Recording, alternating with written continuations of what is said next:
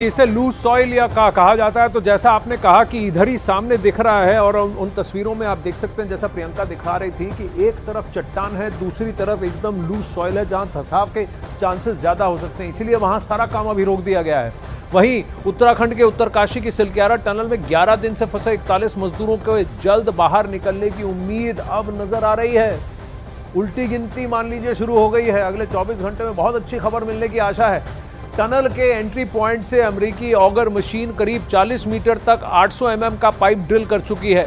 आज शाम या कल सुबह तक पूरा ड्रिल करके पूरा होने की उम्मीद है और सीधा रास्ता बनने की उम्मीद है, जहां से रेंग करके निकल करके ये सारे, जैसा आप नीचे देख रहे हैं इन ग्राफिक्स में, वो मजदूर बाहर निकल पाएंगे। उस पॉइंट तक पहुंचने वाली बात है।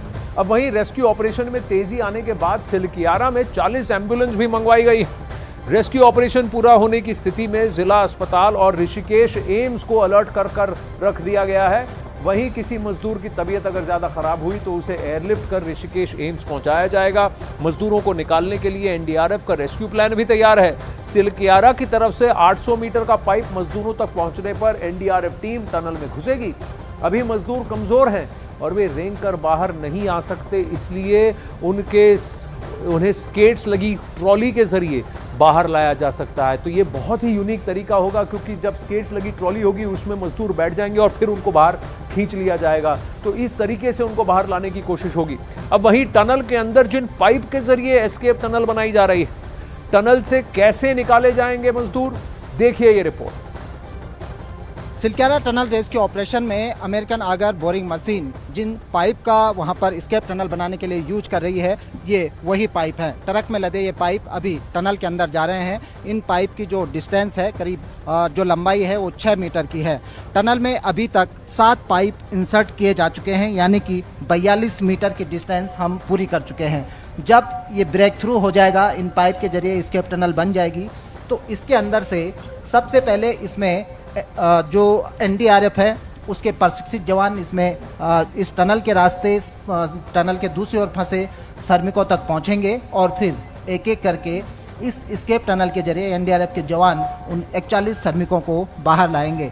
अभी तक करीब 42 मीटर की डिस्टेंस तय की जा चुकी है और ये माना जा रहा है कि आज दोपहर जिस तरह से बातचीत सामने आ रही है, या फिर आज शाम तक इन स्केप टनल का काम कंप्लीट करके जो श्रमिक दूसरी ओर फंसे हुए हैं उनको बाहर निकाला जा सकता है।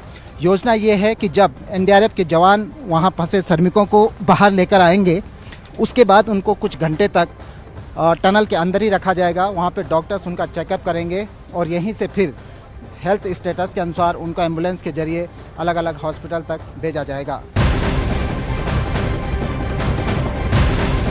अब जैसे जैसे ऑगर मशीन से टनल में ड्रिल का काम आगे बढ़ रहा है, मजदूरों के रेस्क्यू की उम्मीद बढ़ती जा रही है। इस पूरे रेस्क्यू ऑपरेशन के बाद उत्तराखंड के मुख्यमंत्री पुष्कर सिंह धामी का भी बयान सामने आया है। उन्होंने उम्मीद जताई है कि जल्द ही सभी मजदूर सुरक्षित बाहर आ जाएंगे।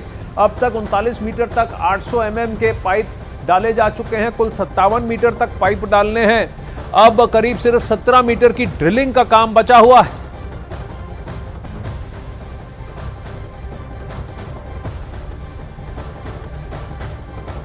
और आज जो मशीन है, ऑगर मशीन, वो मशीन काम कर रही है।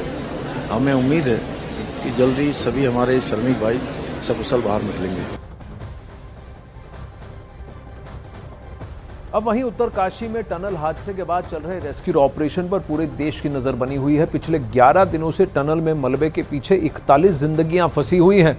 मलबा हटाने के लिए कई मशीनें लगाई गई हैं, विदेशी मशीनें भी बुलाई गई हैं, जैसे ये ऑगर मशीन। हालांकि रेस्क्यू ऑपरेशन में जुटी टीम के लिए सबसे बड़ी चुनौती ड्रिलिंग का काम है।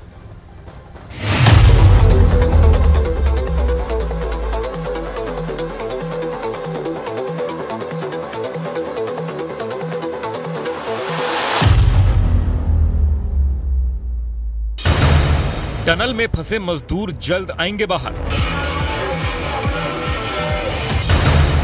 उत्तरकाशी में युद्ध स्तर पर रेस्क्यू ऑपरेशन। वर्टिकल ड्रिलिंग से बचाई जाएगी 41 जिंदगियां। उत्तरकाशी में टनल हादसे वाली जगह से एक और अच्छी खबर सामने आई है। 12 से ज्यादा दिनों से टनल में मलबे के पीछे फंसे मजदूरों के सुरक्षित बाहर आने की उम्मीद जागी है, क्योंकि रेस्क्यू टीम ने अपने प्लान बी को अमली जामा पहनाने की तैयारी पूरी कर ली है। रेस्क्यू टीम का प्लान बी सिलक्यारा टनल के पास वर्टिकल ड्रिलिंग करना है, जिसके लिए उस जगह का चुनाव भी कर लिया गया है जहां पर वर्टिकल ड्रिलिंग शुरू की जाएगी। इसके लिए बीआरओ की टीम ने 48 घंटे के अंदर टनल से लेकर पहाड़ की उस चोटी तक एक रास्ता भी तैयार कर लिया है जहां पर वर्टिकल ड्रिलिंग होनी है।